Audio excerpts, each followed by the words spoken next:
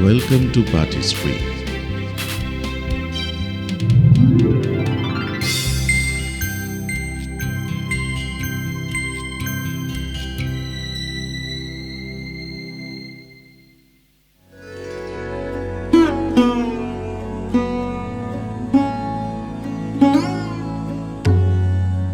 Today we are going to discuss about the local administration under the Cholas. Local administration was an important aspect of Chola administration. Several villages composed a Nadu, and each village was left to villagers' governance. The question whether the central authority had any dominance or authority on the administration of the villages may be analyzed with reference to the local offices of the government. Some viceroyalties were in existence for 5 decades in Rajendra I's reign in the Mandalams, named as Mandala Mudali or head of Mandalam. Whether the Chola government interfered in the village administration is a moot point. Officials variously called Ur Alvan, Ur Poripalikinra, Uril Ninran, or Urmel Ninran, all meaning one who administers the village, seems to be an advisor to the Shavas and not administrators. Besides, there are references to Komuravar or Mudaligol, who collected taxes from the village assemblies and were not officers.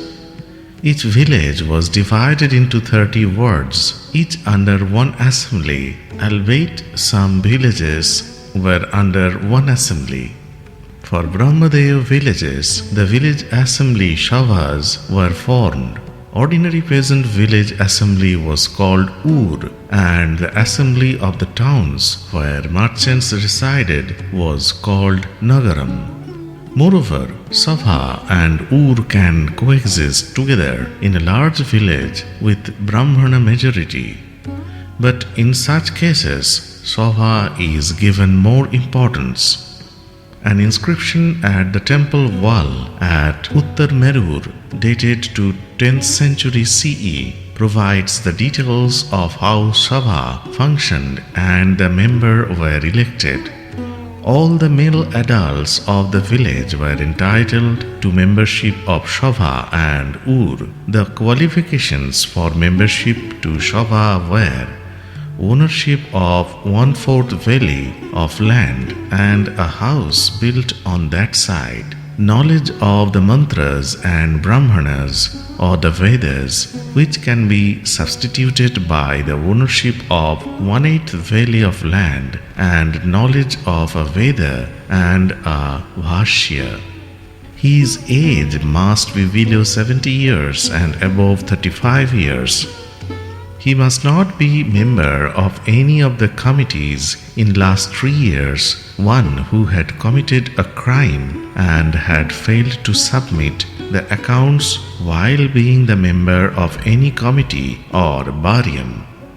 Unlike the Ur and the Nagaram, the Savas could constitute smaller committees of any size from among its members by Kudavolai or lottery system for specialized works, where all the names were written in an earthen pot and a young boy was asked to pick anyone up. For instance, such committees were styled as Garden Committee, Tank Committee, etc. According to T.V. Mahalingam, there were 5 major committees or Baryams. Tollabaryam, to maintain and develop gardens and open places for the common people. Eri Baryam, to look after the irrigation system and ponds. Panchabar Baryam, to fix and collect revenues. Pauna Baryam, to supervise weighing measures of goldsmiths particularly, and Samvatsara Baryam, to supervise the other committees all over the year. Other than these, there were Kudumbu Baryam, Kanakku Baryam, Tawdi Baryam, etc. The meetings of the Sabha were held by the beat of the drum at the village temple, bank of a river or under banyan tree.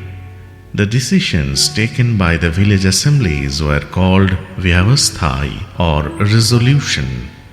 Although the functions of the assemblies varied locally, the main functions were the maintenance of birth and death records, assessment and collection of revenue, setting agrarian disputes, and charitable works for the temples. They had proprietary rights over communal lands and controlled private lands under their jurisdiction. The village assemblies employed paid employees named Madhyasthas for recording minutes, and particularly the Sabhas and even Mahasabhas kept paid officials called warriors for administrative works.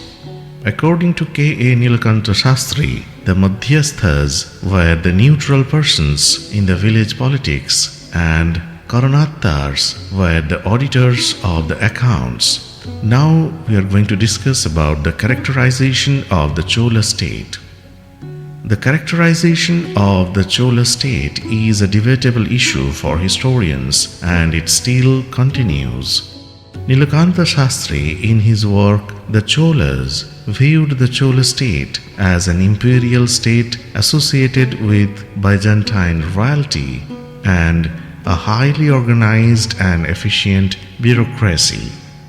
At the same time, the king's government is said to interfere in the local administration minimally. Diametrically opposite to this view, Bartenstein, in his work Peasant State and Society in Medieval South India, presented the formulation of segmentary state, taking the idea of Aidan Southall's study of Allure. He iterates that the sovereignty is dual, political and ritual, and the state has political sovereignty over a segment of a state, and the chiefdom and monarchy layered in a pyramidal hierarchy. Demarcating the state into three inferential zones, central, intermediate, and peripheral, he advocates that the power increases in the core area or Tandai Mandalam and decreases as it moves to the peripheral areas. Kathleen Gog considered the Chola state as an archaic state and formulated that the villages were self-sufficient and the land was under king but owners holding the right of possession. Henry J. M. Claassen and Peter Skolnick characterized it as early state, that is, agrarian economy supplemented by trade. The government is oriented towards centralization and a regulation of relation between the emergent social classes of the rulers and the ruled. Keshavan Veluthot introduced it as feudalism, but N. Karashima believes it to be a centralized state. R. Champakalakshmi and Harman Kulke emphasized on trade and commerce of the state. The well-accepted view is that it was a bureaucratic, centralized state. So this is the end of our today's discussion. Subscribe our channel, like our video and comment. Listen to our podcast episodes. Follow our official Facebook page, Twitter handle and Instagram. For any query, feel free to mail us. For details, see the description.